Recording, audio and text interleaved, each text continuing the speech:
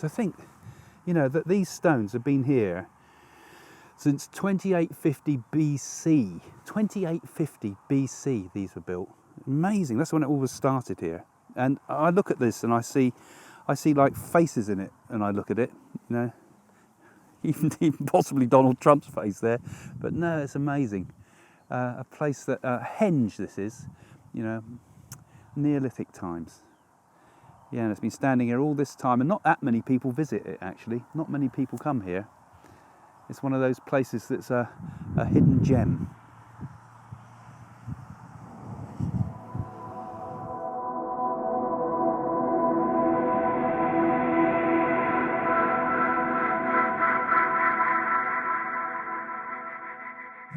Today I'm broadcasting from Avebury in Wiltshire, England, and this is the avenue of stones that leads into the main circle of stones. In fact, there's two huge circles of stones here. That's the biggest in Europe, I believe, far bigger than Stonehenge.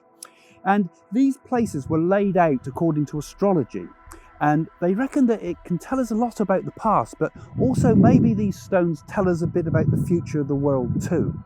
And what better place for me to tune in and do my predictions for my next lot of predictions, which is about the predictions coming up about America and the problems ahead for the world.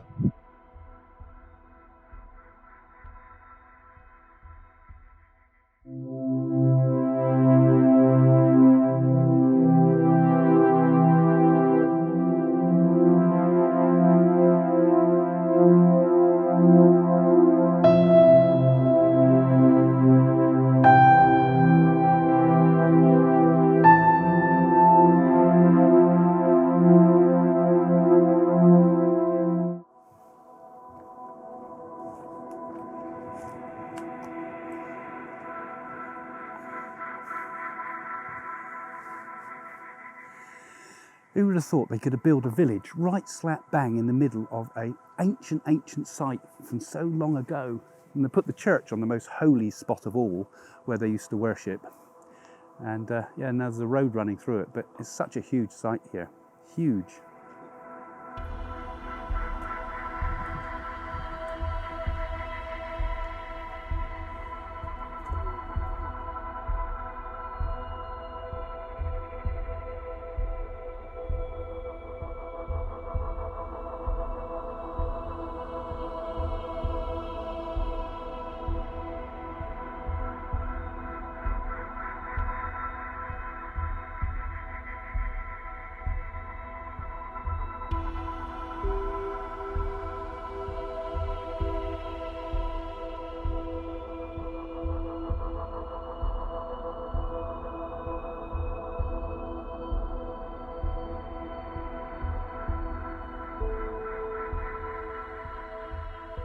Okay, well, there's one of the things first thing you see here is look, they've got marker stones where the stones that were here were torn down. You know, there would have been big standing stones here on each of these sites, because this, I'm not quite sure how big it is, but the village is in the middle of it, and you get this huge inner circle, and we've got another huge outer circle of stones there.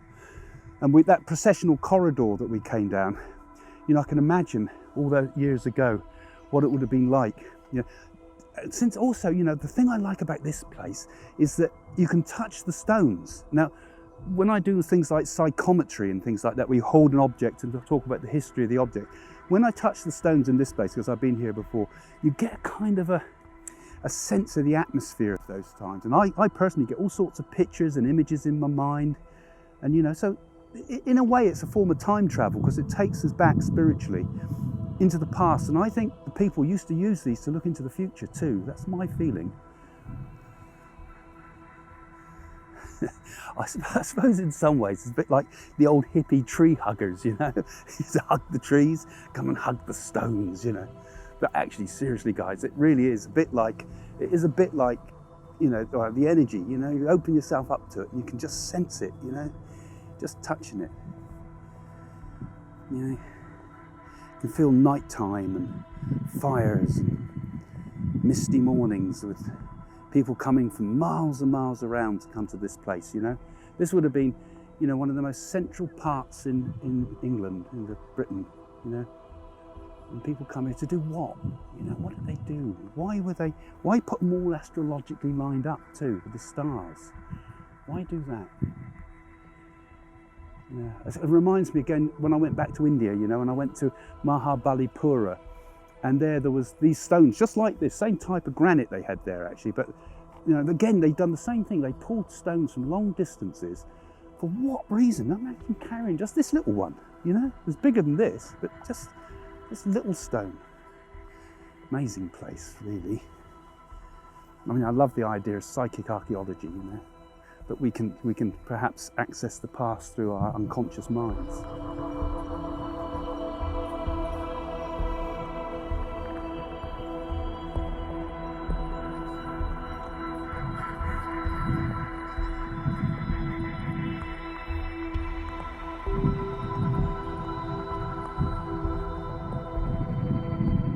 I can see why people used to say they were like people. You know, they used to say these stones were like stone frozen giants. They strike me as like people, you know, people frozen in time, maybe ready to wake up again sometime. Yeah, certainly gives me some insights into the idea of time and what's going to happen in the past and what's happening in the future. God, who knows? What place?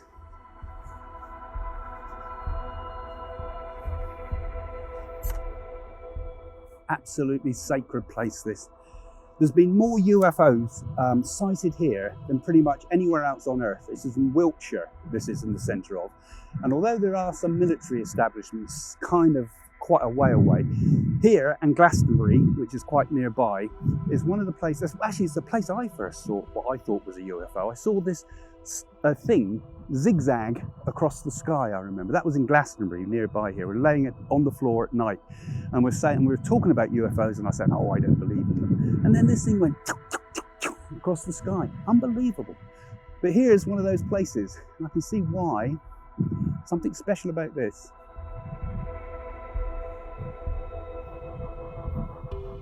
Today, I'm going to talk about some of the predictions that I've got, and I want to sort of quote a few things actually. So I've had to write a few bits down here because on December the 7th, 2018, there was an article in the Daily Express, that's a UK newspaper, which was quoting some of my predictions from before. I did a feature about them, and one of these actually said, Donald Trump challenges Vladimir Putin. Goring tensions between the West and the East will manifest in 2019 when President Trump challenges his Russian counterpart over Syria. So I was saying that right back then, and I spoke about this also on Russian television. You remember I mentioned it in the last video we did. Well, we're kind of starting to see a few sort of build-ups now in the Middle East, aren't we? Now, I was thinking that I've said a lot that Trump will have two presidencies. He'll be in power a second term, and I was thinking this was going to happen in the second term. But now we're seeing a build-up in the Middle East, particularly over Iran. I'm predicting that I might be wrong with what I said before, basically, and it's going to be happening a bit sooner than I expected. So there's this whole idea though about the possible war in the Middle East, and particularly between what I was quoting on Russian television about between Saudi Arabia and Iran, and Saudi Arabia being sort of pushed by Trump. But I said in the Express, I said I don't think it will go to the full mandatory military conflict, but I think it will be a gradual escalating conflict with Russia, I said. That's going to give the whole world a lot of problems, and there's going to be a lot of worries about this. This is quoting from the Express. So that was my concern, and my concern is it's still happening. But then I also had somebody post from on the Facebook, which was quite interesting. Now, I'm very interested in Sathya Sai Baba in India, and I became friends a bit with Yanni Drucker, who was the wife of Al Drucker. Now, Al Drucker was a rocket scientist, basically, a physicist. And he's another follower of Sai Baba, but in a private conversation, Sai Baba said something very similar to what I've been predicting. And she said, Yanni said, Craig Hamilton Parker has made 4 major predictions for 2019. Among them is one that I find interesting because it aligns perfectly with a prediction Sai Baba made over lunch with Dr. Gadia in the early 1990s or earlier. Now, I knew nothing about this. Baba predicted a war between Russia and America and some Muslim nations which would bring us to the brink. Then Baba will reveal himself and the end of the war, and there will be no more wars from that point on. Which is weird, because that's one of the main things I've been saying about what's going to happen during the Trump presidency. So if there's a war ahead, and I think there might be a war ahead, don't worry, because it leads to something good afterwards.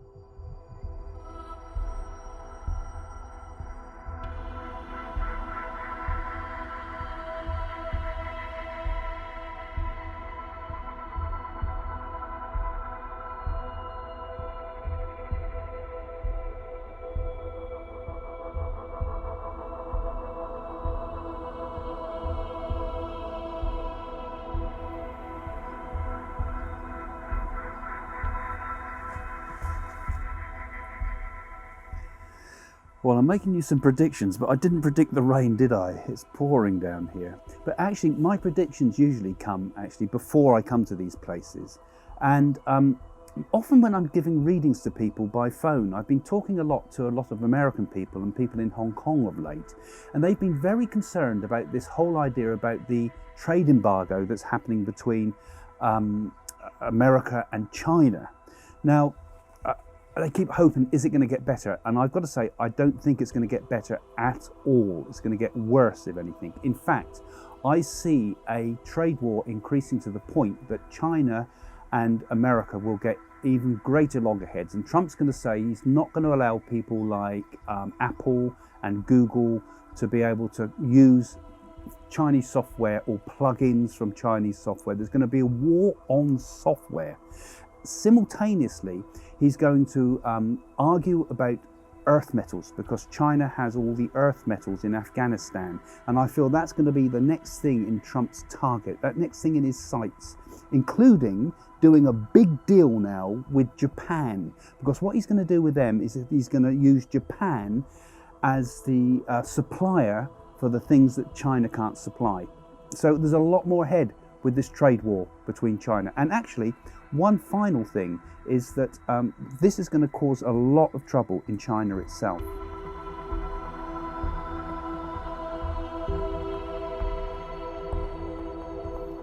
Oh, well, just sticking a little bit more with Japan, although this is mainly about America. I did predict back in 2018 that there was going to be a situation where Japan rents possibly nuclear arms from America. It does look like that's kind of coming about already, but I see, well, not renting, but more purchase of arms, not necessarily nuclear, but I still feel this developing a lot more, and a big sort of arms trade deal going to be happening and announced very soon with Japan. And also keeping to that nuclear idea as well. Remember when it went up, what was the name of the Fukushima, the nuclear power stations that were disrupted in the earthquakes? I feel that there's a scandal going to be let loose about this, that those 2 plants are in a much more dangerous than anybody has cared to admit, and there's been a cover-up, and that's going to be revealed very shortly, and we'll see it in the world news.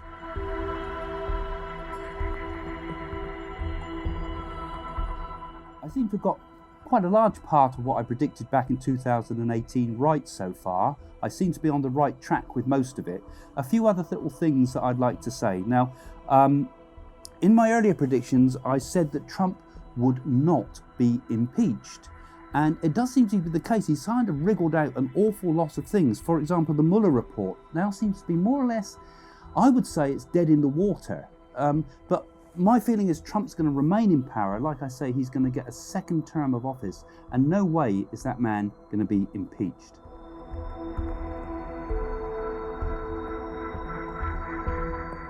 Now, one of the things that I haven't got right, or it certainly hasn't come true yet, is that I said Trump would be taken seriously ill with a bowel problem. Now, that hasn't happened. Maybe it will, but let's see. I could be wrong with that one, perhaps, but let's see what happens.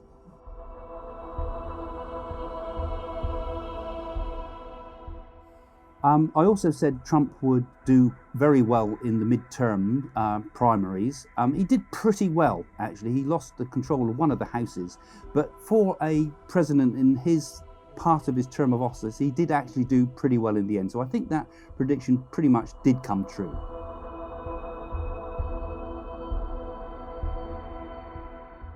Another thing I said is that there would be a car accident or a fatal accident of some sort caused in the Trump family. Now, I don't think I got that right, but Melania did have a serious problem where her aeroplane had to emergency land. So perhaps I was seeing that, if you give me the benefit of the doubt. But as I say, us psychics are fallible. We see some things, sometimes we get it full on, sometimes we see part of it. I think I probably saw part of the prediction there was correct.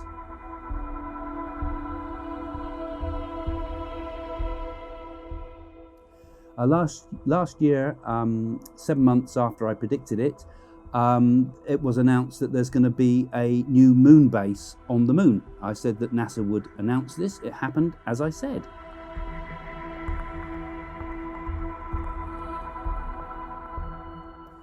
And finally, it does look like I got it right with the hurricanes and tornadoes, because only last month there's been some terrible tornadoes right across parts of America, unprecedented. So I hope some of those things were interesting to you. There's a few new predictions there, a few thoughts about old ones, and I'll be doing some more later. So keep following us and keep following this channel, and we'll have some more world predictions soon. Okay, well, thank you for watching me today. I'd just like to sort of finish by saying really that, you know, we're looking always into the future, and so often there's fearful things ahead. And I think there are some difficult periods that we will go through now and in the coming years. But looking at the bigger picture, my sense, and the sense that you read in all the ancient texts and all the people that are predicted through India and through all the old other traditions, many talk about the coming of a new age, a golden age, a better age. And my understanding is that as we evolve, as our consciousness increases, we gradually become more empowered over the material world. And one day, this world will not be ruled by people's greed and materialism, but we will be ruled by people of character, people of good character. So a good time will come finally. So not to worry about these sort of predictions I make about the Middle East and so forth. Anyway, so do please keep following this channel. Don't forget to subscribe and click that little bell thing at the bottom of the screen. That means you'll get updates all the time. You can always book myself and my team if you want a reading yourself and want some predictions for yourself. And don't forget also to look into my books too, because Mystic Journey to India, the film, and Mystic Journey to India, the book, and Messages from the Universe are all available on Amazon, and you can learn much more about my work and some of my other predictions about the world in those books and movies. So thanks for joining us. See you next time. Bye for now.